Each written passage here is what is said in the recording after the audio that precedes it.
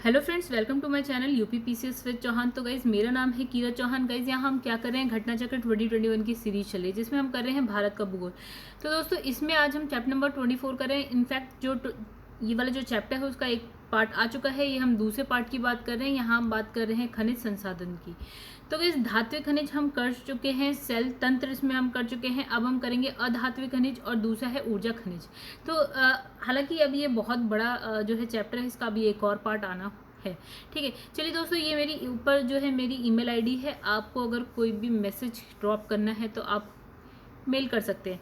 ठीक है गाइस, चलिए बहुत बार ऐसा होता है कि मैं मेल चेक नहीं कर पाती हूँ दोस्तों, ठीक है, लेकिन बहुतों को रिप्लाई मैं देती हूँ। ठीक है, चलिए अब गाइस क्या करते हैं ना, सबसे पहले सिलेबस देख लेते हैं ताकि हमको पता रहे कि हम कहाँ पहुँच गए, हमें कहाँ पहुँचना है। तो गाइस ये रहा आपका सिलेबस। देखिए चैप्टर नंबर 1 से हमने स्टार्ट किया है, ये पूरा का पूरा सिलेबस है। बहुतों को तो रट गया होगा आई थिंक, रोज रोज देख के, या लोग स्किप कर देते हैं ये वाला पार्ट।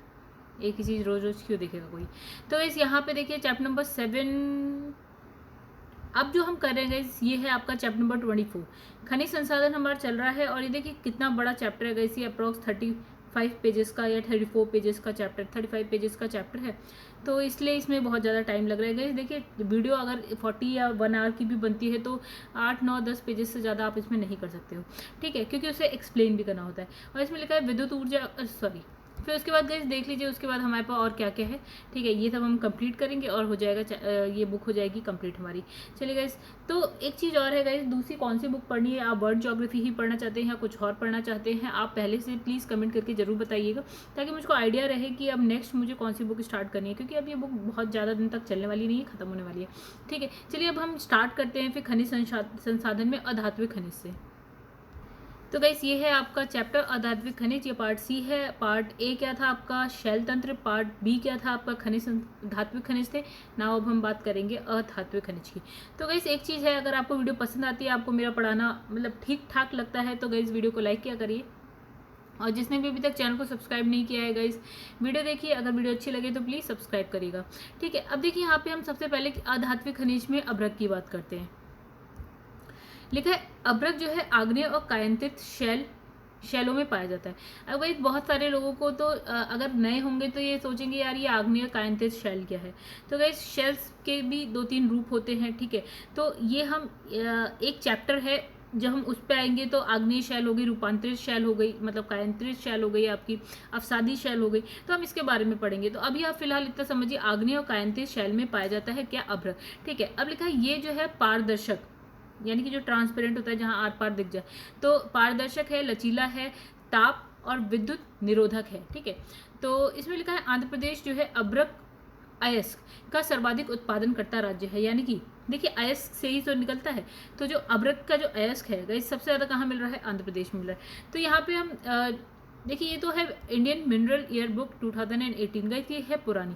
ठीक है, हम अपडेटेड वर्जन की बात करते हैं तो भी उसमें अगर देखा जाए तो गाइस सबसे ज़्यादा इसमें लिखा है कहाँ पे, जो भंडार। देखिए हमने कहा था भंडार और उत्पादन अलग अलग चीज़ों के, भंडार यानी कि स्टोरेज है आपके पास इतना, लेकिन आप उत्पादन उतना कर रहे हैं नहीं कर रहे हैं, वो अलग की चीज़ है। ठीक है, तो इसमें जो भंडार की दृष्टि से अगर हम देखें, देखिए परसेंटेज का इतना मैटर नहीं करता है, परसेंटेज पे आप इतना ध्यान मत दीजिए, राज्य याद रखिए, क्रम याद रखिए।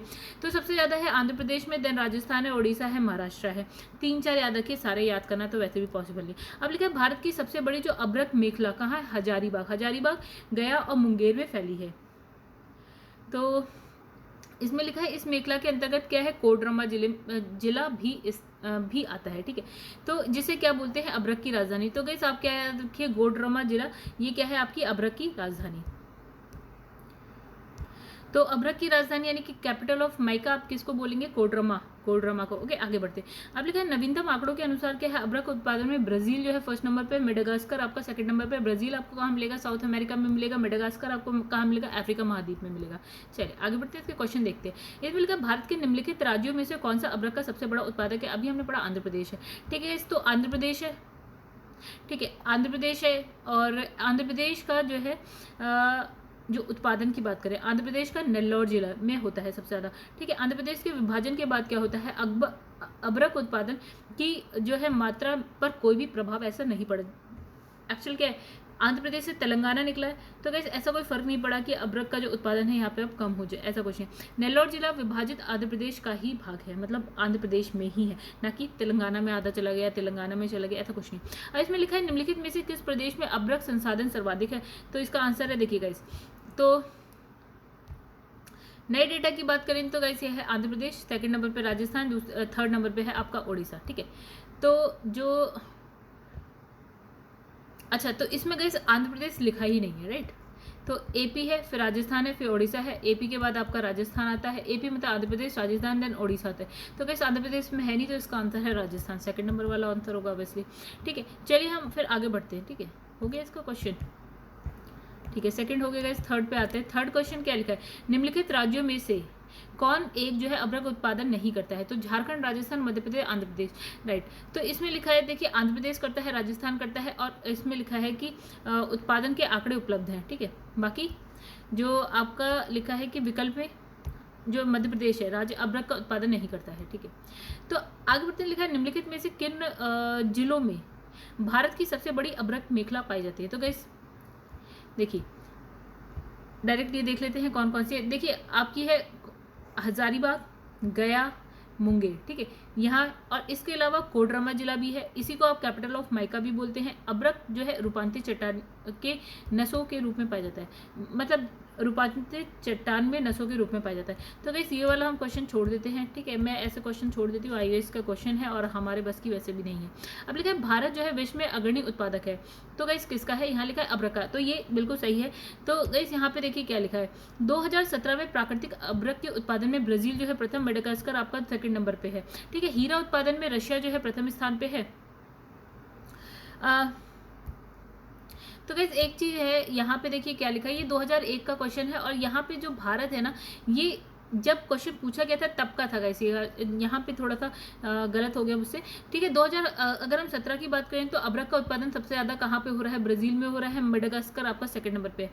फिर अगर हम हीरे की बात करें तो हीरा सबसे ज़्यादा कहाँ आपको मिलेगा, रशिया में मिलेगा।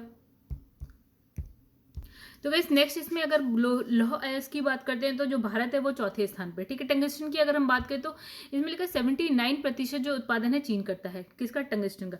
चलिए आगे बढ़ते हैं फिर हम लोग। तो गाइस देखिए यहाँ लिखा है निम्न खनिजों में से किस खनिज के उत्पादन में भारत विश्व में अग्रणी है। चलिए आइए इसकी व्याख्या देखते हैं। देखिए वैसे तो ये 2018 का ही है, तो इसमें लिखा है वर्तमान,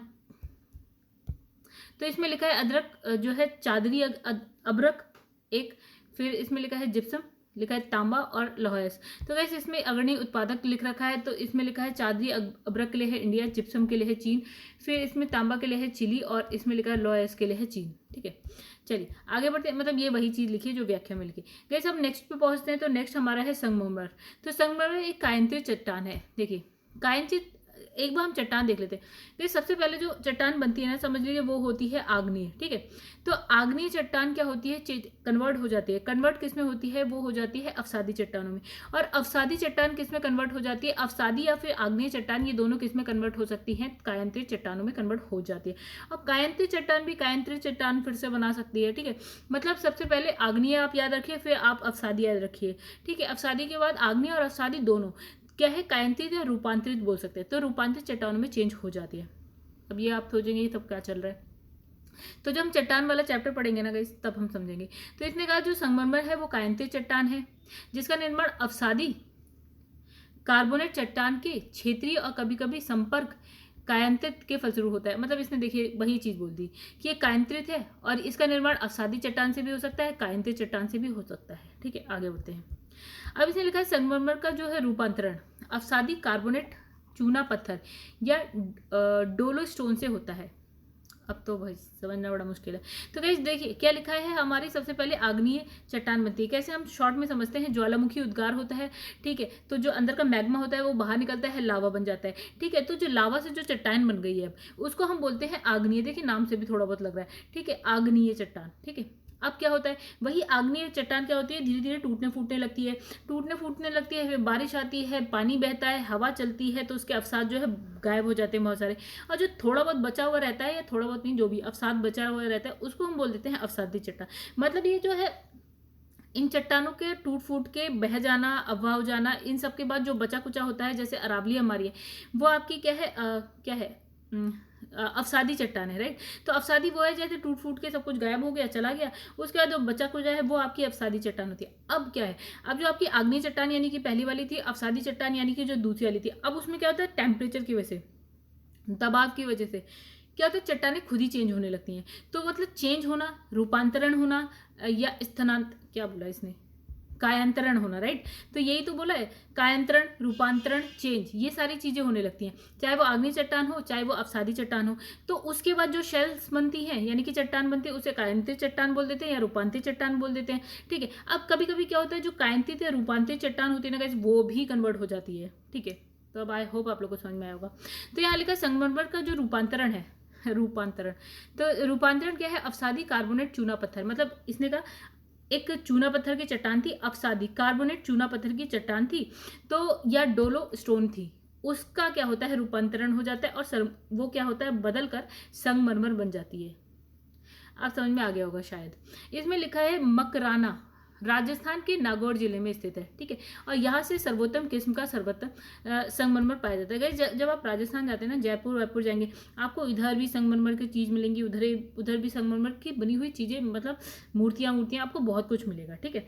तो आप उससे आप याद रखिएगा कि जो राजस्थान में आपको संगमरमर बहुत ज़्यादा मिलेगा, ठीक है। तो यहाँ पे कौन सा जिला बताया इसने, नागौर जिला, मकराना राजस्थान के नागौर जिले में स्थित है। अब ये क्या है, सर्वोत्तम किस्म के जो संगमरमर होता है वो आपको यहाँ से मिल जाएगा। इसे मकराना संगमरमर भी कहा जाता है, ठीक है, याद रहेगा सबको आपको, ठीक है। लिखा इसी मकराना संगमरमर से क्या है, ताजमहल या विक्टोरिया मेमोरियल कहाँ पे है, कलकत्ता में, कैसे इसका निर्माण हुआ। अब लिखा है संगमरमर के पॉलिश और कटाई का कारखाना मध्य प्रदेश के कहाँ पे, कटनी जिले में है। तो मतलब मिल कहाँ रहा है, संगमरमर आपको मिल गया राजस्थान में, मकराना संगमरमर मान लेते हैं, मकराना में मिलेगा जो कि नागौर जिले में है। उसके बाद उसकी कटाई पिटाई करने के लिए कहाँ भेज दिया हमने, उसे मध्य प्रदेश भेज दिया। राजस्थान से ही सटा हुआ है मध्य प्रदेश, हमने क्या करा, उसे मध्य प्रदेश भेज दिया। मध्य प्रदेश में कहाँ भेजा गया, यहाँ पे कटनी जिला लिखा हुआ है, तो कटनी जिले में भेज दिया। अब लिखा है भारत संगमरमर का सर्वाधिक भारत में संगमरमर का सर्वाधिक उत्पादन कहाँ होता है, राजस्थान में होता है। तो आई होप आप लोग को याद हो गया होगा अब तक कि आप जब जयपुर वयपुर ना राजस्थान में घुसेंगे तो आपको इतनी ज़्यादा चीज़ें मिलेंगी संगमरमर की।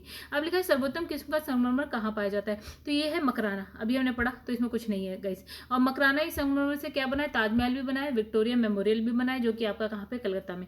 अब ताजमहल कलकत्ता में नहीं गाइस, वो आगरा में। फिर लिखा है संगमरमर क्या है, ये क्या है, ये आपकी कायांतरित सेल है। और ये देखिए अवसादी सेल से भी कन्वर्ट होकर बन जाती है, कायांतरित सेल से भी कन्वर्ट होकर बन जाती है, ठीक है। आई होप आप लोग को थोड़ा बहुत चट्टान के बारे में समझ में आ गया होगा गाइस। ओके चलिए, लास्ट क्वेश्चन इसी का है, संगमरमर है क्या है, ये है आपका पुनर्नवीकृत, ओके, चूना पत्थर, मतलब चूना पत्थर जो है कन्वर्ट होकर जो आपका संगमरमर बन जाता है। सॉरी गाइस, थोड़ा बहुत मेरी ना थोड़ा प्रोनाउंस करने में थोड़ी सी गड़बड़ हो जाती है, जो टफ वर्ड्स होते हैं। चलिए छोड़ो, क्या करना है, समझ में आना चाहिए। तो गाइस यहाँ पे अब जो हमारा नेक्स्ट पार्ट है वो है ऊर्जा खनिज, ठीक है।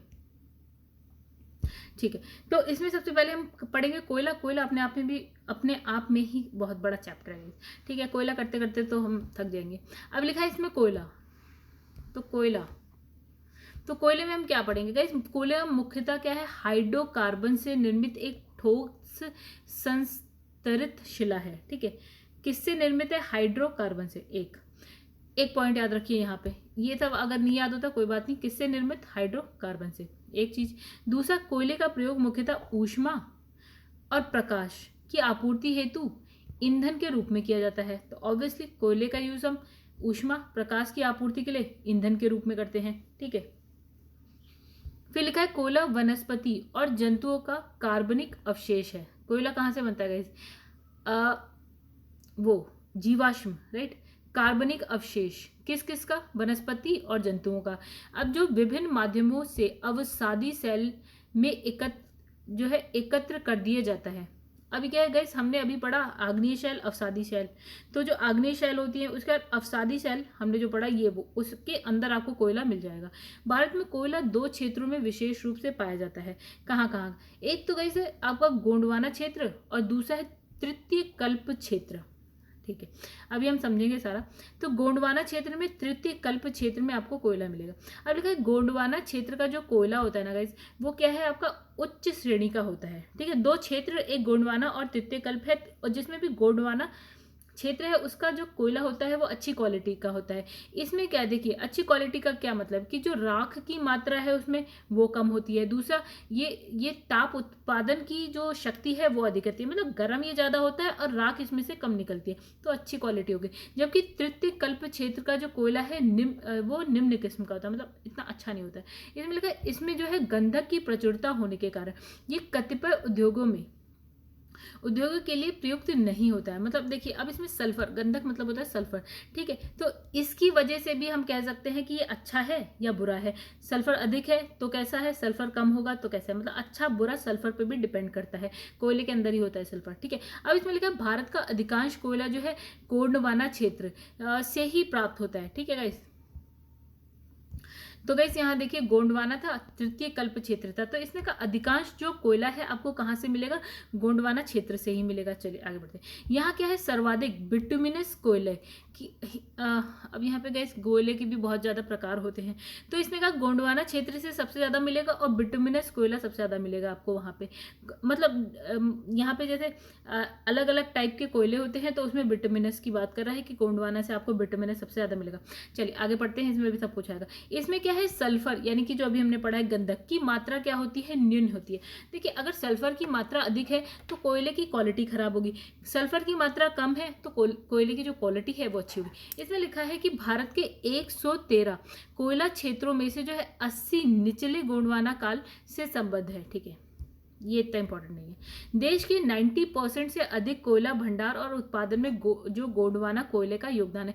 मतलब अब ये समझिए कि अधिकतर जो भंडार है वो भी आपको गोंडवाना क्षेत्र में मिलेंगे और उत्पादन भी सबसे ज़्यादा आपको कहाँ मिलेगा, गोंडवाना क्षेत्र में होता हुआ मिलेगा। अब गोंडवाना तंत्र के प्रमुख कोयला क्षेत्र की बात कर लेते हैं, तो गाइस कौन कौन सी है, दामोदर घाटी कोयला क्षेत्र। तो अब गाइस ये दामोदर घाटी आपको कहाँ मिलेगी, दामोदर नदी जहाँ फ्लो हो रही होती है ना वहीं पे, ठीक है, वो कहाँ से निकलती है, इस मध्य प्रदेश अमरकंटक के आसपास से निकलती है और इस तरह से फ्लो होती हुई अपनी राइट साइड में फ्लो होती हुई कहाँ गिरती है, बंगाल की खाड़ी में गिरती है। दूसरा आपका सोन घाटी कोयला क्षेत्र, सोन भी आपकी अमरकंटक से निकलती है गाइस और कहाँ उत्तर की तरफ फ्लो होती है और सोन नदी जो है आपकी गंगा में जाके मिल जाती है, तो उस जगह पे आपको कोयला मिल जाएगा। फिर महानदी घाटी कोयला क्षेत्र, तो गाइस महानदी भी आपको वहीं पे मिलेगी, ठीक है, छोटा नागपुर के पठार पे, ठीक है। और उसके बाद है गोदावरी घाटी कोयला क्षेत्र, ये भी आपको गाइस कहाँ मिलेगा, थोड़ा सा आपका जो दामोदर महानदी के नीचे आपको कौन सा मिल जाएगा, गोदावरी मिल जाएगा। फिर यहाँ पे लिखा है काना घाटी, गाइस वो भी आपको उसी साइड मिलेगा। पेंच घाटी, तो पेंच घाटी कोयला क्षेत्र है। और सतपुड़ा, तो गाइस वो भी आपको मध्य प्रदेश के पास ही मिल जाएगा। फिर लिखा है वर्धा घाटी कोयला क्षेत्र और फिर राजमहल कोयला क्षेत्र, ये सब गाइस हौच पौच करके एक ही जगह पे है, ठीक है। अब लिखा है पश्चिम बंगाल का जो रानीगंज है कोयला क्षेत्र पश्चिम बंगाल का रानीगंज कोयला क्षेत्र ऊपरी दामोदर घाटी में स्थित है, जो देश का सबसे महत्वपूर्ण और बड़ा कोयला क्षेत्र है। इंपॉर्टेंट पॉइंट हो गया। तो आपको दामोदर घाटी रानीगंज कोयला क्षेत्र, ठीक है, ये क्या है, सबसे महत्वपूर्ण और बड़ा कोयला क्षेत्र हो गया, दामोदर घाटी के ऊपर मिलेगा आपको।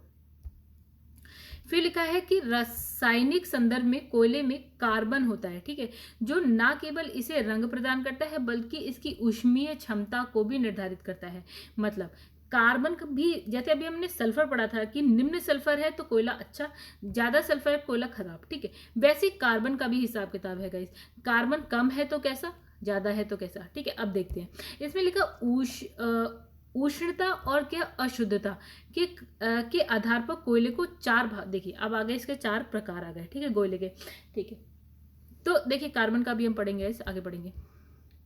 तो देखिए कोयले के 4 प्रकार हो गए कि उसकी अशुद्धता के आधार पर बोला गया, उष्णता के आधार पर बोला गया, कौन कौन से 4 प्रकार होते हैं गाइस। तो एक लिखा है आपका पीट कोयला, दूसरा है लिग्नाइट, तीसरा है बिटुमिनस और एंथ्रेसाइट। तो गाइस बिटुमिनस कोयला हमने कहाँ देखा था, गोंडवाना में आपको सबसे ज्यादा मिलेगा। अब इसने क्या कहा, अब देखिए इसने क्या कहा, अब हम कार्बन की बात करेंगे कि किस में कार्बन कितना है और उसकी वजह से ये कितना अच्छा है या कितना बुरा है, ठीक है। तो इसमें लिखा है जो आपका पीट कोयला है ना, जो फर्स्ट वाला, उसमें कार्बन की मात्रा कितनी है गैस, ये आपको याद होना चाहिए, डेटा आपको पता होना चाहिए कि किस में कार्बन कितना है, ठीक है, इंपॉर्टेंट है। तो इसमें लिखा है पीट कोयला जो है उसमें कार्बन की मात्रा कितनी है गैस, 40% से कम है, ठीक है, तो इसमें 40% से कम है। फिर सेकंड आपका था लिग्नाइट कोयला गैस, इसमें कार्बन की मात्रा कितनी है, 40 to 55% है। हालांकि कुछ बुक्स में ना गैस ये डेटा थोड़ा सा इधर उधर है, मतलब थोड़ा सा चेंज है। हालांकि ये जो सीरीज है वो वही है, पीट, लिग्नाइट, फिर आपका बिटुमिनस एंड एंथ्रासाइट। ये जो 40%, 40 to 55%, 55 to 80%, ये थोड़ा सा चेंज है, ठीक है। चलिए, लेकिन आप लोग थोड़ा सा दिमाग लगाएंगे तो आपको सब एक समझ में आ जाएगा कि कौन सा कितना परसेंट का या क्वेश्चन में आएगा, तो आप समझ जाएंगे इसका आंसर, ठीक है। बहुत ज़्यादा इसमें रॉकेट साइंस नहीं है, ठीक है। तो पीट कोयले में कितना कार्बन है? 40% से कम कार्बन है। लिग्नाइट कोयले में आपका 40 to 55% कार्बन मिलेगा। बिटुमिनस में आपको 55 से लेकर 80% कार्बन मिलेगा। और एंथ्रेसाइट कोयला जो है ना गाइस, उसमें जो कार्बन की मात्रा है वो 90 to 95% तक है, मतलब सबसे ज़्यादा। अब देखिए इसने क्या कहा, जो एंथ्रेसाइट कोयला यानी कि जो 4th नंबर पे हमने पढ़ा था, पीट, फिर लिग्नाइट, फिर बिटुमिनस एंड एंथ्रेसाइट। तो गाइस एंथ्रेसाइट का जो है सबसे कठोर, चमकीला और सर्वोत्तम रूप, यानी कि इसने कहा जिसमें कार्बन ज़्यादा है गाइस वो कोयला अच्छा है, सबसे अच्छा है, ठीक है। तो एंथ्रेसाइट सबसे अच्छा है। उसके बाद आपका कौन सा है? तो उसके बाद आपका बिटुमिनस आएगा, उससे नीचे आपका लिग्नाइट आएगा, और सबसे खराब जो है वो आपका पीट कोयला आएगा, ठीक है। इसमें लिखा कार्बन की मात्रा की अधिकता के कारण इसकी ऊष्मीय क्षमता अधिक होती है। कार्बन ज़्यादा है, ऊष्मीय क्षमता अधिक होगी, और हम यही चाहते हैं। फिर इसमें लिखा है लिग्नाइट को निकृष्ट कोटि के कोयले की श्रेणी में रखा जाता है। इसने कहा बेकार है लिग्नाइट, ठीक है। तो इसने कहा कि जो लिग्नाइट कोयले का कुल भंडार का सर्वाधिक हिस्सा, देखिए बहुत इंपॉर्टेंट, बहुत इंपॉर्टेंट, ठीक है। तो गाइस लिग्नाइट कोयला आपको सबसे ज़्यादा कहाँ मिलेगा? आपको मिलेगा ये तमिलनाडु में, ठीक है। 79% लिखा है तमिलनाडु में मिलेगा। जो लिग्नाइट कोयला, देखिए एक तो था हमारा पीट, 2nd नंबर पे था लिग्नाइट, 3rd नंबर पे था आपका बिटुमिनस, एंड 4th नंबर पे था आपका एंथ्रेसाइट, ठीक है। तो ये 2nd नंबर वाला जो लिग्नाइट है, जिसमें आपकी कार्बन की मात्रा कितनी थी? 40 से लेकर 55% थी। तो ये इसने कहा कि ये आपको कहाँ मिलेगा? तमिलनाडु में मिलेगा। लिग्नाइट कोयले के उत्पादन में भी तमिलनाडु जो है आपका, देखिए भंडार और उत्पादन दोनों में क्या होगा, कौन सा स्थान आएगा आपका? तमिलनाडु सबसे ज़्यादा मिलेगा, ठीक है। तो गाइस यहाँ पे लिखा भारत के प्रमुख कोयला क्षेत्र। तो चलिए एक बार आप इस मैप को देख लेते हैं। इसमें लिखा है कालाकोट, फिर है लिग्नाइट कोयला, ओके। फिर गाइस यहाँ पे, ओके कहीं पे लिखा नहीं, बनाया ही नहीं है गाइस यहाँ पे। देखिए और कौन कौन सा है देखिए झरिया में मिलेगा, बोकारो में मिलेगा, आपका गिरिडीह है, राजमहल है, आपका कर्णपुरा है, और रानीगंज है, फिर है रामगढ़, लखनपुर, फिर है तलचर है, विश्रामपुर है, कोरबा, बड़जार, फिर है इतने तो नाम भी नहीं आएंगे गाइस, ठीक है। दार्जिलिंग हो गया, लगरिन, बहुत सारे तो ऐसे हैं गाइस, जैसे चेरापूंजी हो गया, माकूम हो गया, आधे तो बेकारी हैं गाइस, कोई काम के नहीं है आधे नाम। फिर है उमर सर हो गया लिग्नाइट कोयले के लिए। फिर लिखा है उमरिया हो गया, कामटी हो गया, बरदाघाटी, मतलब हर एक तो नहीं पूछा जाता है। देखिए यहाँ पे निवेली थोड़ा सा इंपॉर्टेंट है लिग्नाइट कोयले के लिए। हमने कहा था जो लिग्नाइट कोयला है वो सबसे ज़्यादा आपको कहाँ मिलेगा? वो आपको मिलेगा तमिलनाडु में, राइट, ये रहा। तो उत्पादन भंडार सबसे ज़्यादा इसके तमिलनाडु में मिलेंगे लिग्नाइट कोयले के, ठीक है। तो बहुत सारे याद करने की जरूरत नहीं है गाइस, इसमें कुछ पता होना चाहिए, सारे तो पता किसी को भी नहीं हो सकता, ठीक है। जिसने बुक लिखी उसको भी नहीं हो सकता।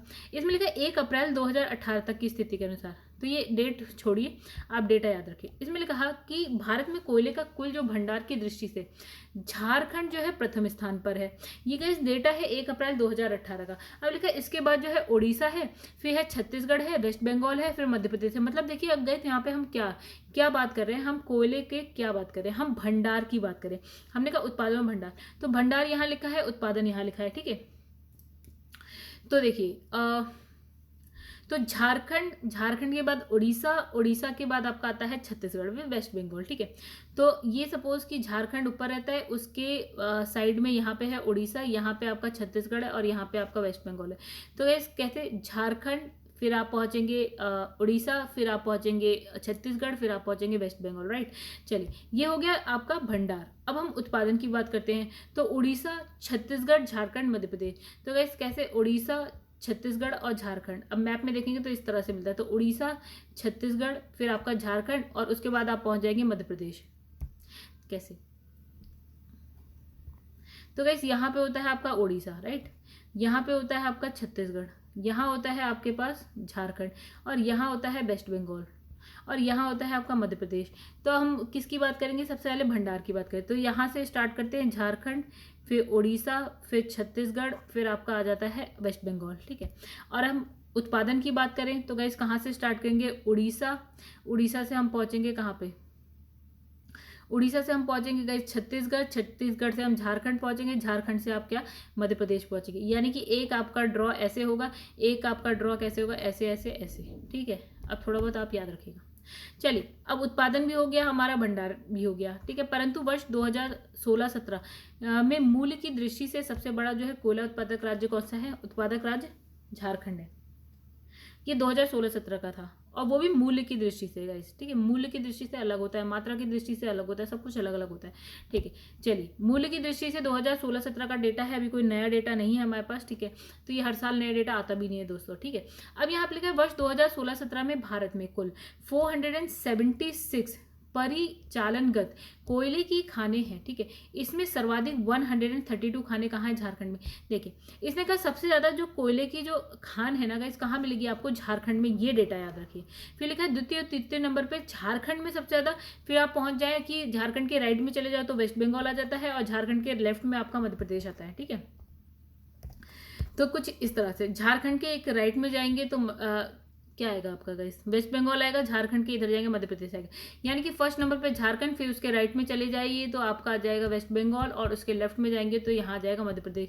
तो गाइस ये हो गई उसकी क्या, उसके खानों की बात हो गई। खान खान का है सबसे ज़्यादा झारखंड में, फिर आपका वेस्ट बंगाल में, फिर आपका मध्य प्रदेश में। अब लिखा है उत्पादन में, अगर हम उत्पादन की बात करते हैं तो सबसे ज्यादा हिस्सा जो है ना उत्पादन में, वो है कोकिंग कोल का, ठीक है। एक होता है कोकिंग कोल का जो हिस्सा है ना उत्पादन में, वो क्या है आपका, नहीं सॉरी दोस्तों, इसमें लिखा भारत के कोयले के कुल उत्पादन में जो कोकिंग कोयल है ना, यानी कि कोकिंग कोल आपका कितना है, 5.94% है, ठीक है। और जो नॉन कोकिंग कोयल है ना गैस, वो सबसे ज्यादा है आपका 94.06%, यानी कि आपको कोकिंग कोयल का क्या करना पड़ता है, आयात, ठीक है। अब इसमें भारत में कोयले उत्पादन का सर्वाधिक यानी कि 84% हिस्सा विद्युत क्षेत्र में प्रयोग होता है। मतलब हम कोयले का क्या देखिएगा, कोकिंग नॉन कोकिंग कोल आपको, कोकिंग कोल और नॉन कोकिंग कोल आपको समझ में आ गया होगा कि जो कोकिंग कोल होता है वो कम होता है भारत में, कम क्या होता है, ना के ही बराबर होता है। लेकिन नॉन कोकिंग जो है वो आपका 94% हिस्सा है भारत में होता है, ठीक है। अब हमने कहा कि जो सबसे ज़्यादा कोयले का हिस्सा होता है ना, उसका हम यूज़ कहाँ करते हैं, विद्युत क्षेत्र में करते हैं, विद्युत उत्पादन में करते हैं, ठीक है। भारत में कोयले के उत्पादन का सबसे बड़ा भाग यानी कि 77.6% कहाँ पे मिलेगा आपको गैस। देखिए, वही 3-4 स्टेट थे जो आसपास, तो देखिए एक झारखंड था, झारखंड के नीचे छत्तीसगढ़ के साइड में आपका उड़ीसा, इधर मध्य प्रदेश। तो यहाँ पे 77% जो है कोयला आपको यहीं मिल जाएगा, ठीक है। वेस्ट बंगाल को छोड़ दो, बाकी गुच्छा बना लो। झारखंड के नीचे आपका आ जाएगा छत्तीसगढ़, के इधर आ जाएगा आपका वेस्ट बंगाल, नहीं सॉरी उड़ीसा आ जाएगा, और इसके इधर आ जाएगा मध्य प्रदेश। लिखा है झारखंड में कोयले का कुल भंडार कितना है, ये भी इतना जरूरी नहीं है इसे याद रखने के लिए। लिखा है झारखंड में कोयले का उत्पादन वर्ष 2017-18, बहुत बड़ा है चैप्टर गैस, कितना है ये याद नहीं करना है। तो सबसे ज्यादा क्या है आपका, कहाँ पे, झारखंड की बात हो रही है। झारखंड के प्रमुख कोयला क्षेत्र की बात कर लीजिए, ये भी बहुत इंपॉर्टेंट है कि झारखंड में कोयला कहाँ कहाँ मिलता है। एक लिखा है झरिया, उत्तर करनपुरा है, दक्षिणी करनपुरा है, आपका बोकारो है, आपका चंद्रपुरा है, राजमहल है, गिरिडीह है। तो गाइस ये सारे इंपॉर्टेंट है, आपको सारे रट्टे होने चाहिए। जैसे कि झरिया आपको याद होना चाहिए, आपको बोकारो, करनपुरा, उत्तरी दक्षिणी तो याद ही हो जाएगा। फिर आपका राजमहल आपको पता होना चाहिए, गिरिडीह पता होना चाहिए, ठीक है, चंद्रपुरा भी पता होना चाहिए। फिर लिखा है झरिया कोयला क्षेत्र जो है झारखंड के धनबाद जिले में स्थित है। गाइस कहाँ पे, धनबाद, कौन सा, झरिया कोयला क्षेत्र, ठीक है।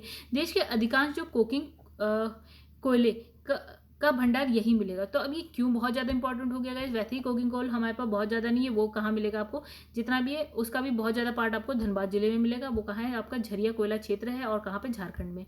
अब हम बात करेंगे छोटा नागपुर पठार। तो सबसे पहले हमें ये पता होना चाहिए कि गाइस छोटा नागपुर पठार जो है किस किस राज्य में आता है। तो देखिए, तो गैस ये हो गया हमारा भारत का मैप। यहाँ हो गया आपका झारखंड, के नीचे होता है छत्तीसगढ़, के इधर होता है उड़ीसा, के इधर होता है आपका वेस्ट बंगाल।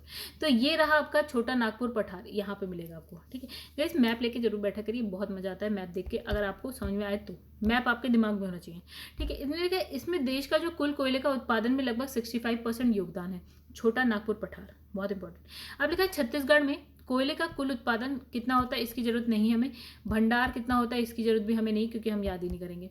अब लिखा है छत्तीसगढ़ में जो है आपका कोरबा कोयला क्षेत्र हसदेव नदी बेसिन क्षेत्र में अवस्थित है। तो आपको छत्तीसगढ़ में कौन सा याद रखना है, कोरबा कोयला क्षेत्र, बहुत इंपॉर्टेंट है गाइस, ठीक है। तो ये 530 वर्ग किलोमीटर क्षेत्रफल पर विस्तृत कोरबा कोयला क्षेत्र राज्य का प्रमुख कोयला क्षेत्र है। तो छत्तीसगढ़ के लिए आपको कौन सा याद रखना है गाइस, कोरबा, ठीक है। और जो आपका झारखंड है उसके लिए तो बहुत दुनिया भर के हमने देखे, जैसे आपका झरिया है, उत्तरी करणपुरा, दक्षिण कर बोकारो, चंद्रपुरा, राजमहल, गिरिडीह। और छत्तीसगढ़ का हमने कौन सा देखा, कोरबा देख लिया, ठीक है गाइस, ये पूछा जाएगा। चलिए आगे बढ़ते। छत्तीसगढ़ राज्य में कोयले का जमाव मुख्यतः कहाँ कहाँ है, देखिए और नाम आ गए, तातापानी, रामकोला, बिसरामपुर, सोनहट, बिलासपुर। तो गाइस एक कोरबा तो आप याद रखिए, बिसरामपुर याद रखिए, फिर आप तातापानी याद रखिए, सोनहट भी याद रखिए गाइस, बिलासपुर याद रखिए, तो ये सब याद रखिए। फिर लिखा है अब हम आ जाते हैं उड़ीसा में। छत्तीसगढ़ हो गया, झारखंड हो गया, उड़ीसा में आ गए हम। तो गाइस उड़ीसा में भी यही लिखा है, भंडार कितना है, उत्पादन कितना है, ये हमें नहीं पढ़ना है। तो गाइस इसमें देखिए क्या लिखा है, उड़ीसा के प्रमुख कोयला उत्पादक क्षेत्रों में क्या है, ब्राह्मणी नदी की घाटी में स्थित कौन सा है, तलचर। तो अभी हमने मैप में भी देखा था तलचर का नाम था गाइस, तो तलचर इंपॉर्टेंट है उड़ीसा में। तो तलचर या तलचर जो भी है उड़ीसा के अंगुल जिले में अवस्थित प्रसिद्ध कोयला क्षेत्र है। तो उड़ीसा में तलचर, ठीक है। आगे बढ़ते हैं। फिर यहाँ कोयले क्षेत्र का प्रबंध कोल इंडिया लिमिटेड की अनुसंगी महानदी कोलफील्ड लिमिटेड द्वारा किया जाता है। कौन करता है अनुप्रबंध, कोल इंडिया लिमिटेड की महानदी कोलफील्ड लिमिटेड द्वारा किया जाता है, ठीक है। अब लिखा है, हो गया है झारखंड, छत्तीसगढ़, वेस्ट बंगाल, नहीं उड़ीसा। अब हम पढ़ेंगे वेस्ट बंगाल। तो गाइस वेस्ट बंगाल की अगर हम बात करें तो इसके भंडार को भी देख लीजिए, उत्पादन को भी आप देख लीजिए कितना है। हालांकि इसको आप ना याद कर सकते हैं ना इस पर ध्यान देने की बहुत ज़्यादा जरूरत है। चलिए आगे बढ़ते हैं। अब इसमें देखिए वेस्ट बंगाल में कौन कौन सी जगह है, वर्धमान लिखा है, बांकुड़ा लिखा है, पुरुलिया लिखा है, वीरभूमि लिखा है, दार्जिलिंग लिखा है, ठीक है। तो ये है, अब ये याद कर लीजिए आप, ठीक है। तो इन क्षेत्रों में कोयला निक्षेप पाया जाता है। फिर इसके अतिरिक्त भारत में कोयले का उत्पादन मध्य प्रदेश, अभी हमने कौन कौन से देख लिया गाइस, हमने देख लिया झारखंड, झारखंड के नीचे होता है आपका छत्तीसगढ़, छत्तीसगढ़ के साइड में होता है उड़ीसा, ये भी देख लिया, और उसके ऊपर होता है हमारे पास वेस्ट बंगाल।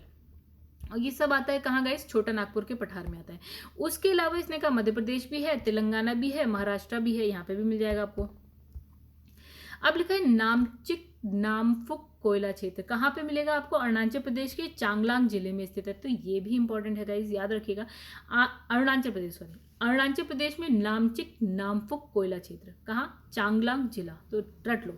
अब लिखा है नेवेली जो है तमिलनाडु राज्य में मिलेगा आपको कोयले का क्षेत्र नेवेली, जहाँ पे हमने कहा लिग्नाइट कोयला बहुत ज़्यादा मिलेगा। फिर देखिए लिग्नाइट कोयले का उत्पादन किया जाता है यहाँ पे सबसे ज़्यादा। फिर इसमें लिखा है भारत में इस्पात कंपनी को बड़ी मात्रा में कोकिंग कोयल की आवश्यकता होती है। इस्पात यानी कि कौन सी, स्टील की कंपनी जो होती है उसमें जो है भारत में क्या है, कोकिंग कोल की आवश्यकता होती है, ठीक है। अब हम जानते हैं कोकिंग कोल तो बहुत ही कम होता है यार, भारत में 5% के आसपास होता है, मतलब बहुत ही कम, ठीक है। तो हमको क्या है, इसको आयात करना पड़ता है। फिर कहीं क्योंकि भारत में अधिक गुणवत्ता वाला कोकिंग कोयल जो है सीमित है, मतलब नहीं के बराबर है।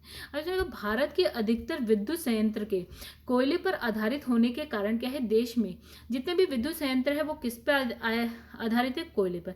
तो देश में पर्याप्त मात्रा में कोयले की जो आंतरिक आपूर्ति नहीं हो पाती है, इसलिए भी कोयले का क्या करना पड़ता है, आयात करना पड़ता है। तो कोयले का आयात एक तो कोकिंग कोयल कम है इसलिए करना पड़ता है, विद्युत संयंत्र में कोयले की आवश्यकता पड़ती है और हमारे पास है नहीं हालांकि इतना, ठीक है। तो हम क्या करते हैं, आयात करते हैं। फिर लिखा है कोयला संस्तर मीथेन और शैल गैस। देखिए कोयला संस्तर मीथेन और शैल गैस गैर परंपरागत ऊर्जा स्रोत हैं, ठीक है।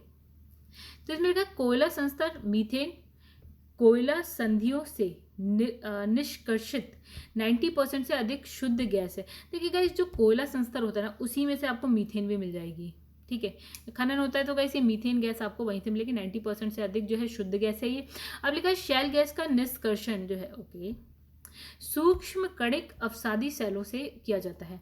दो चीज, मीथेन और शैल गैस आपको यहीं से मिलेगी। शैल गैस केवल प्रोपेन और ब्यूटेन का एक मिश्रण नहीं है, बल्कि इसमें औसतन 86% से अधिक मीथेन होती है, 4% इथेन होती है, 1% प्रोपेन सहित अन्य गैस भी होते हैं।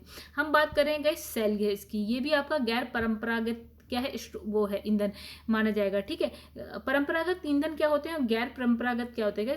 परंपरागत वो होते हैं जो हमारे बचपन से चले आ रहे हो, जमानों से चले आ रहे हो। ठीक है, गैर परंपरागत जो हमने नया कुछ खोज लिया हो, जैसे मीथेन हमने कुछ नया बाद में खोज लिया, या हमने शैल गैस बाद में, हाइड्रोजन हमने बाद में खोज लिया, लाइक हमने सौर ऊर्जा, लाइक पवन ऊर्जा, इन सबकी जो भी है आविष्कार या जो भी है इनोवेशन या जो भी हमने बाद में किया। लेकिन जो परंपरागत जैसे कोयला है, हमेशा पुराना चला रहा है, लकड़ी हम बहुत पुराना स्रोत है आपके ईंधन का, लकड़ी जला रहे हैं, या फिर हम पेट्रोल का यूज़ कर रहे हैं, या हम डीजल का यूज़ कर रहे हैं, ये हम बचपन से कर रहे हैं, अपने पापा के पापा के पापा के भी बचपन से कर रहे हैं। ठीक है, तो वो होता है परंपरागत, और नया वाला होता है गैर परंपरागत। ओके, तो ये जो मीथेन शैल गैस है, उसमें इसने लिखा है 86% से अधिक मीथेन होता है, 4% इथेन होता है, 1% प्रोपेन होता है। तो इसने कहा खाली ये प्रोपेन ब्यूटेन का मिश्रण नहीं है, दुनिया भर की और चीज़ भी इसमें होती है।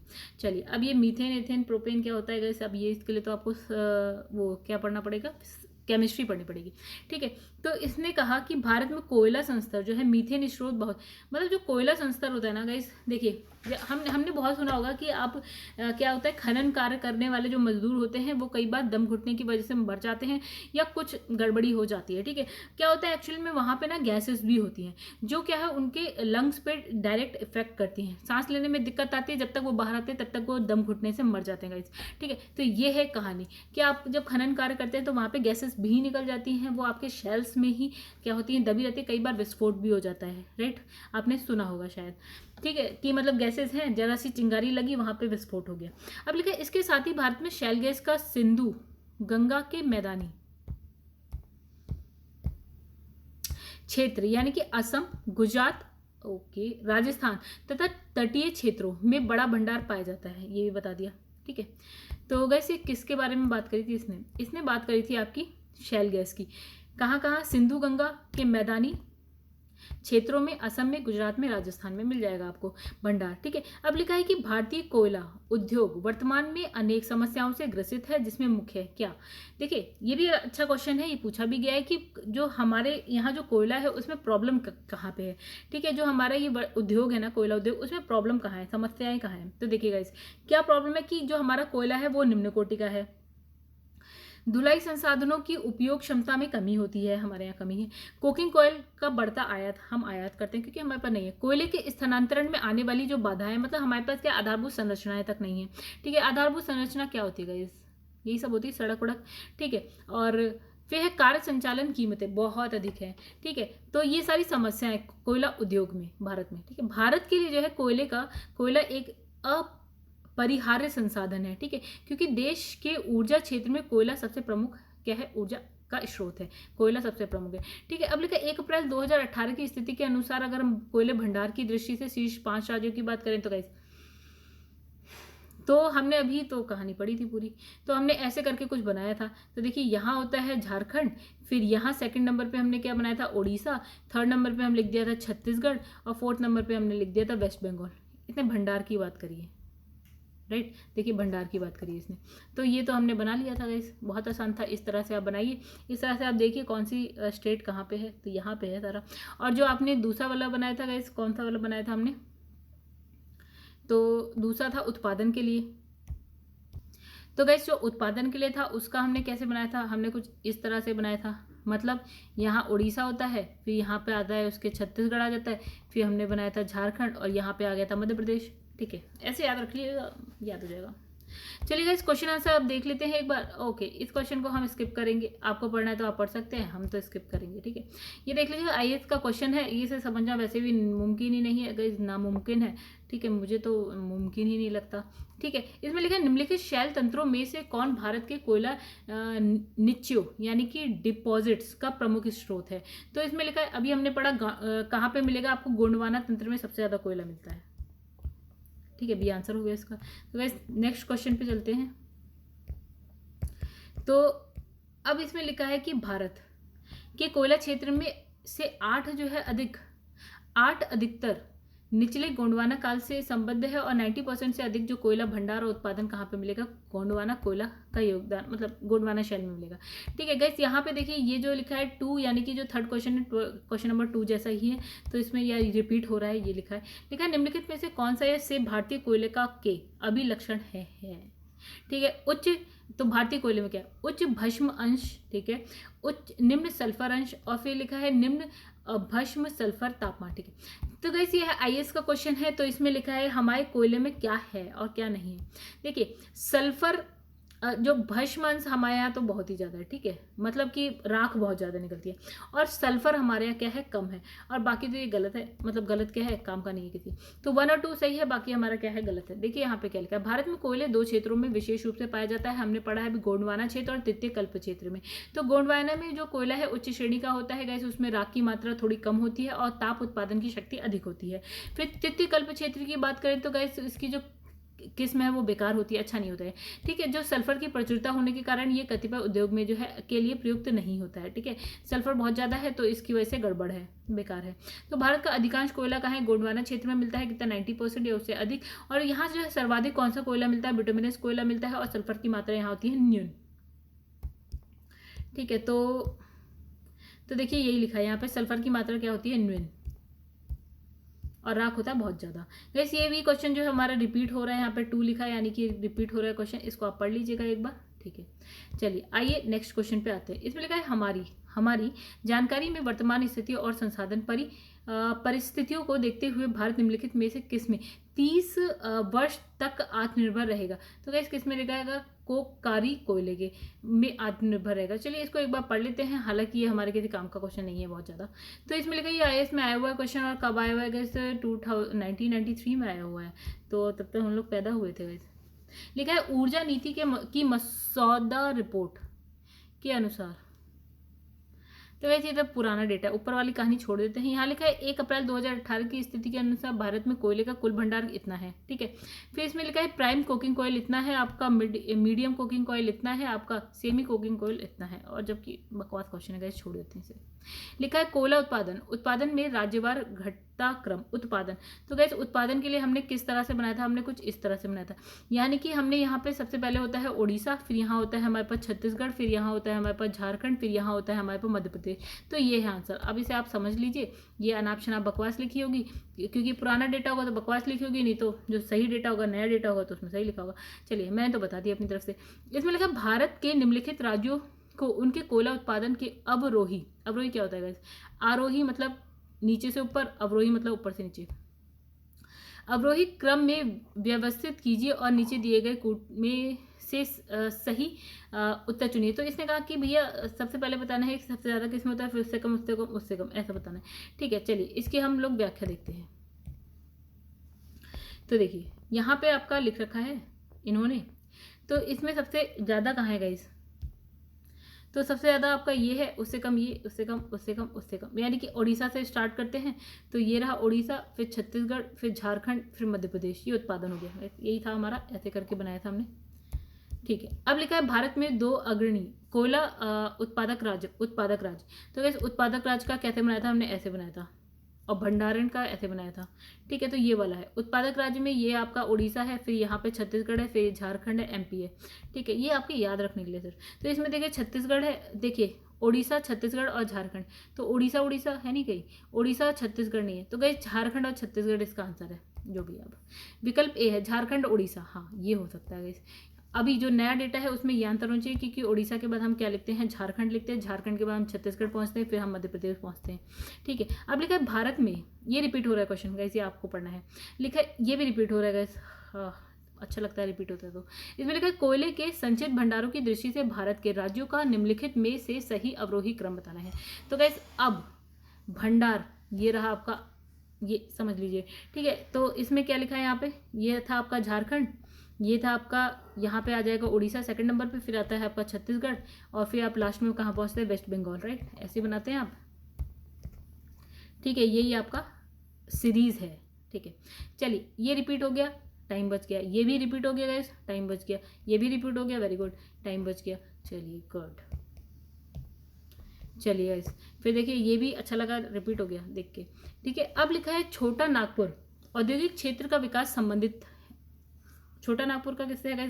कोयले की खान से है। तो इसमें छोटा नागपुर में कौन कौन आता है वो हमने देख लिया था। झारखंड आता है, झारखंड के नीचे आपका छत्तीसगढ़ आता है, उसके राइट में आपका उड़ीसा आता है, उसके ऊपर आपका वेस्ट बंगाल आता है। ठीक है, तो हो गया ये भी।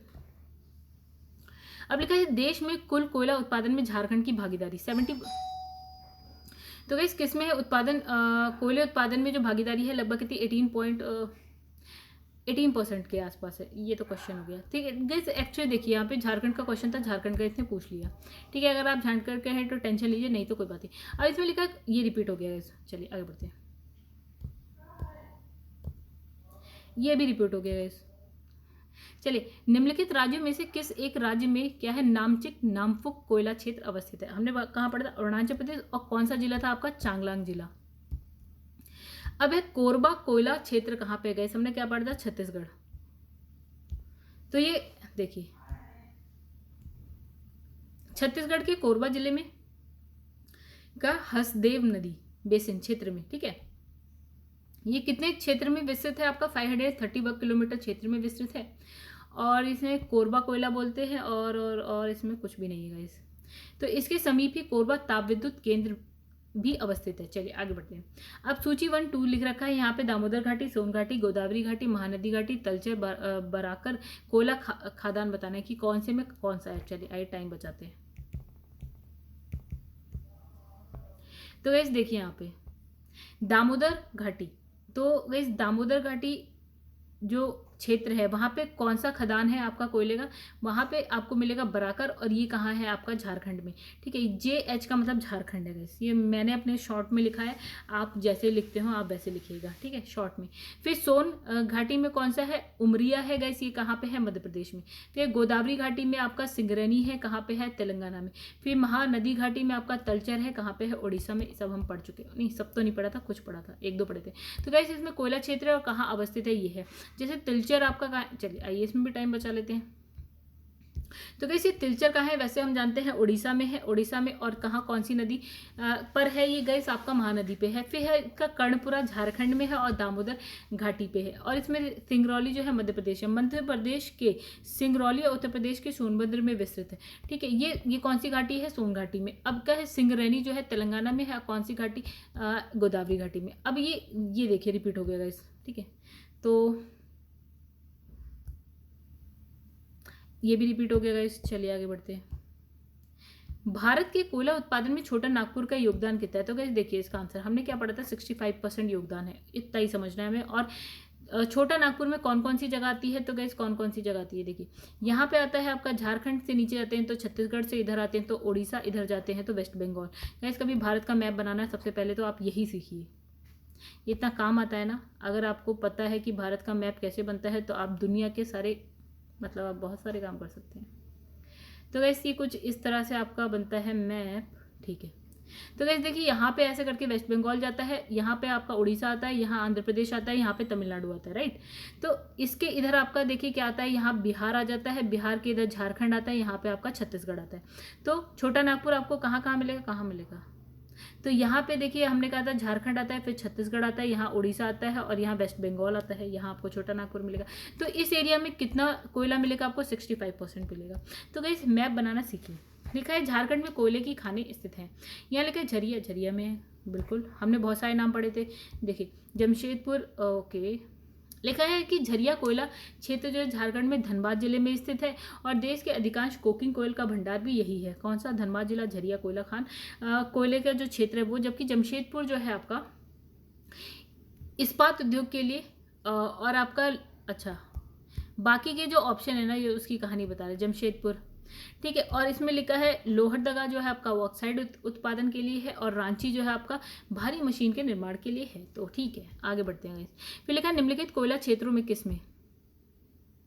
निम्नलिखित कोयला क्षेत्रों में किसके जो है कोयला भंडार सर्वाधिक है? तो झरिया, कोरबा, रानीगंज, सिंगरौली। ठीक है, तो यहाँ पे देखिए ओके, तो ये हो गई खान भंडार, कुल भंडार मिलियन टन। तो गाइस यहाँ पे देखिए ये तो करना है तो आप कर लीजिए, नहीं तो देखिए या तो इसमें सारे दे रखे होते हैं तो भी हम समझते हैं, सारे तो दे नहीं रखे। देखिए झरिया में आपका कितने मिलियन टन है ये दे रखा है, रानीगंज में कितना है, कोरबा में कितना है, सिंगरौली में कितना है। ठीक है, तो इसका आंसर यहाँ पे लिखा है ए और बी, यानी कि झरिया और रानीगंज। ठीक है, अब यहाँ पे क्या लिखा है, राज्यों की बात करिए कि राज्यों में सबसे ज़्यादा कितना है, फिर उसके बाद कितना है, फिर उसके बाद किसका नंबर आता है, किसका नंबर आता है, तो आप देख लीजिएगा दोस्तों। चलिए हम आगे बढ़ते हैं। तो गाइस यहाँ देखिए क्वेश्चन रिपीट हो गया, चलिए आगे बढ़ते हैं, तो खुशी की बात हो जाती है। लिग्नाइट निकृष्ट कोटि का कोयला है। ठीक है, इसमें क्या है, कार्बन की मात्रा कितनी होती है, 35 to 40। तो हमने गाइस क्या कहा था, सबसे पहले आपका था पीट कोयला, पीट कोयला में लेस देन 40% होती है। फिर आपका आता है लिग्नाइट, उसमें 40 to 45%, नो 55% जो है आपकी कार्बन की मात्रा होती है। तो गाइस पहला हो गया गलत। फिर लिखा है भारत में झारखंड जो है लिग्नाइट का जो है सर्वाधिक उत्पादक है, गलत। अब हमने पढ़ा था, जब लिग्नाइट को पढ़े थे तो हमने देखा था सर्वाधिक उत्पादन कहाँ होता है, तमिलनाडु में होता है। तो गाइस ये कैसे हो सकता है, दोनों ही गलत हो गए। तो दोनों गलत कैसे हो सकते हैं, ए सत्य और देखिए गाइस अब यही कहानी है, यहाँ पे लिग्नाइट और कार्बन की मात्रा, देखिए यहाँ पे डेटा गलत है बिल्कुल। अभी हमने जो पढ़ा था, हमने कहा ना हर जगह अलग अलग डेटा है, फिलहाल तो ये तो बिल्कुल ही गलत है, ये दोनों ही गलत है गाइस। आप मेरी बात मानो ना मानो, लेकिन ये गलत है। ठीक है, जो मैंने एक्सप्लेन किया वो सही था। देखिए यहाँ पे खुद लिखा है इसने कि जो पीट कोयला है वो 40 से कम है और जो लिग्नाइट है उसमें 40 to 45 तक कार्बन है। अब आप अपने मन से मान लीजिए जो आप सही मानते हो। ठीक है, इसमें कहानी कुछ बहुत गड़बड़ है।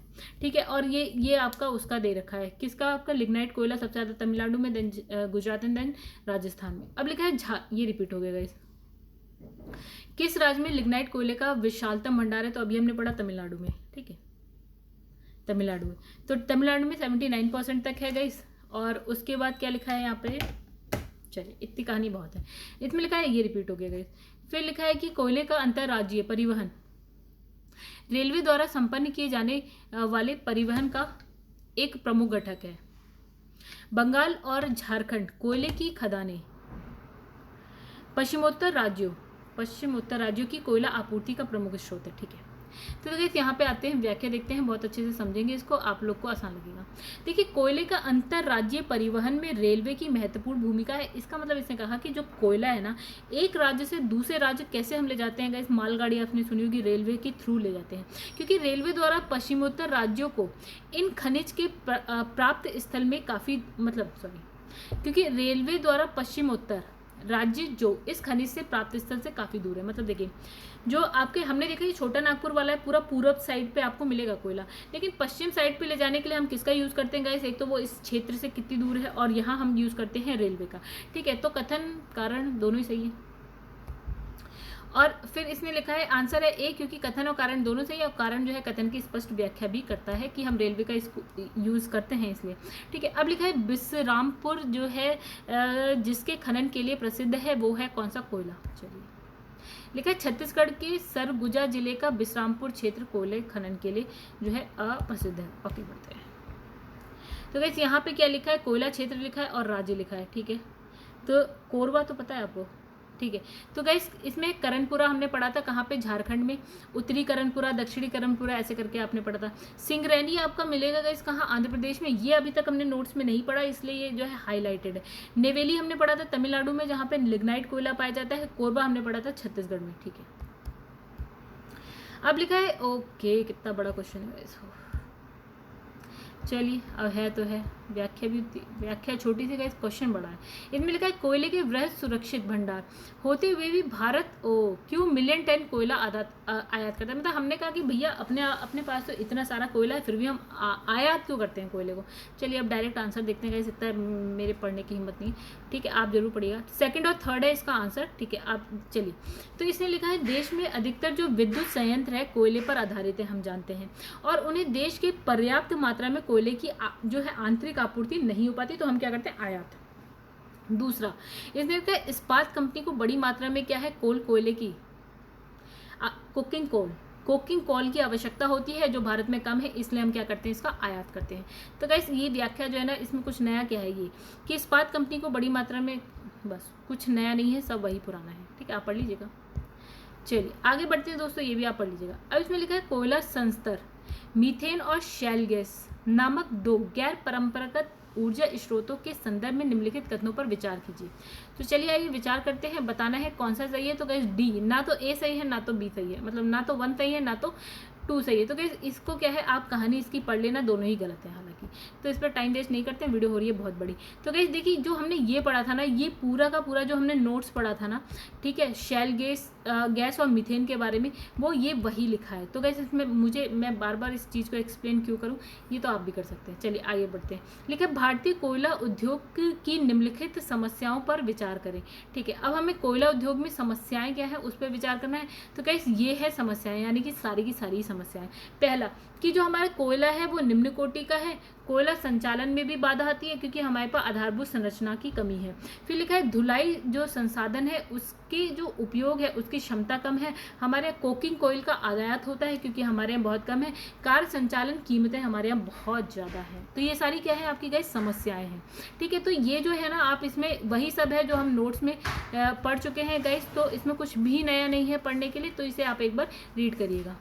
तो गाइस नेक्स्ट क्वेश्चन है कि कोयले का जो सर्वाधिक उपयोग होता है, क्यों होता है? ऊर्जा उत्पादन के लिए। भारत में तो हम इसीलिए करते हैं। तो लिखा है भारत के लिए कोयले एक अपरिहार्य संसाधन है और देश के ऊर्जा क्षेत्र में क्या है, कोयला सबसे प्रमुख क्या है, ऊर्जा स्रोत है। निम्नलिखित में से कहाँ लिग्नाइट के प्रमुख भंडार नहीं है? तो गाइस ये तो कहानी नहीं हो गई। तो लिग्नाइट कोयला कहाँ है ये देख लेते हैं। तो यहाँ पे गाइस कहाँ, तमिलनाडु हमें पता है, पुडुचेरी, केरल, गुजरात, राजस्थान, जम्मू कश्मीर, वेस्ट बंगाल, यहाँ पे पाया जाता है। और कहाँ नहीं है भैया, झारखंड में नहीं है। तो ये रट लीजिएगा गाइस, और कुछ नहीं कर सकते। ठीक है, निम्नांकित मतलब आपको पता होना चाहिए कहाँ है कहाँ नहीं है, तो यहाँ इसने दे दिया है तो आप पढ़ लीजिएगा। लिखा है निम्नलिखित में से कौन सी नदी घाटी गोंडवाना युगीन कोयला के भंडार की दृष्टि से सर्वाधिक महत्वपूर्ण है? ओके, तो गाइस इसमें है दामोदर नदी घाटी। अब ये कहाँ पे, देखिए दामोदर नदी घाटी जो है गोंडवाना युगीन कोयले के भंडार की दृष्टि से सर्वाधिक महत्वपूर्ण है। और दामोदर नदी घाटी में जो है झारखंड का झरिया, अब देखिए बहुत ही अच्छा क्वेश्चन है गाइस। तो इसमें कौन कौन सा आता है? दामोदर नदी घाटी में झारखंड का झरिया, धनबाद, बोकारो, वेस्ट बंगाल का जो है रानीगंज। तो गाइस ये सबसे इंपॉर्टेंट 4 क्षेत्रों के नाम लिखे हैं। ये आपको कुछ याद होना होगा, इस खाना खाना याद होना हो, आपको ये 4 क्षेत्र याद होने चाहिए। जब कोयले का नाम आए तो आपके दिमाग में ये होना चाहिए, झरिया, धनबाद, बोकारो और रानीगंज। ठीक है, तो झरिया कहाँ है? झारखंड में गए। धनबाद का है आपका, कहाँ है गाइस? छत्तीसगढ़, सॉरी धनबाद तो आपका झारखंड में दोस्तों। ठीक है, और बोकारो और फिर आपका वेस्ट बंगाल में है रानीगंज। चलिए यहाँ पे लिखा है कोयला क्षेत्र और राज्य लिखे हैं, तो राजमहल है, सोहागपुर है, विश्रामपुर है और रानीगंज है। तो गाइस ये तो बहुत हो गया। चलिए देखिए, हमें राजमहल पता है आपका झारखंड में है, विश्रामपुर आपका छत्तीसगढ़ में है और रानीगंज आपका वेस्ट बंगाल में है। उसके बाद जो आपने नहीं पढ़ा अभी तक नोट्स में वो है सोहागपुर जो कि एमपी में। तो दोस्तों बहुत अच्छा लग रहा है, चैप्टर हो गया खत्म। ठीक है दोस्तों, अगर आपको वीडियो पसंद आई हो ना तो प्लीज़ वीडियो को लाइक करिएगा, कमेंट करिएगा, शेयर करिएगा। ठीक है, और चैनल को अभी तक सब्सक्राइब नहीं किया और वीडियो सच में अच्छी लगी हो, जो नए हैं वो एक बार 2-4 वीडियो देख लेना, अगर पसंद आए तो प्लीज़ चैनल को सब्सक्राइब करिएगा। और जिसने कर लिया उसके लिए थैंक यू गाइस। जो मेरा चैनल है उसका नाम है #UPPCS with Chauhan and for all government exams. चलिए गाइस यहाँ पे करते हैं वीडियो को करते हैं एंड। अब मिलेंगे आपसे नेक्स्ट वीडियो में नेक्स्ट पार्ट के संग। बाय, चलिए दोस्तों बाय।